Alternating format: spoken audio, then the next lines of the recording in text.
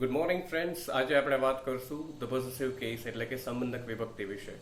તો સંબંધક વિભક્તિ છે એ મોટે ભાગે સંબંધ દર્શાવે છે અને એ કર્તા સ્થાને અથવા તો કર્મ સ્થાને વાક્યમાં એમ બંનેમાંથી કોઈ પણ સ્થાને આવી શકે છે. તો જ્યારે નામ કે સર્વનામનો કોઈ વસ્તુ સાથેનો સંબંધ આપણે દર્શાવવો હોય એટલે કે માલિકીપણાનો સંબંધ, ત્યારે આપણે સંબંધક વિભક્તિનો ઉપયોગ કરીએ છીએ.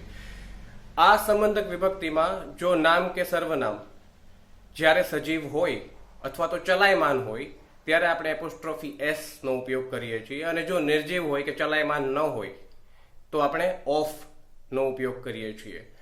ઉદાહરણ તરીકે હાર્દિક પેન. તો અહીંયા હાર્દિક આપણે કોઈ વ્યક્તિનું નામ છે અને એની કલમ વિશે વાત કરીએ છીએ, તો હાર્દિકમાં આપણે એપોસ્ટ્રોફી એસ નો ઉપયોગ કરીએ છીએ કારણ કે હાર્દિક સજીવ પણ છે અને ચલાયમાન પણ છે. અને બીજું ઉદાહરણ ઓફ વાળું જોઈએ તો the branches of A banyan tree.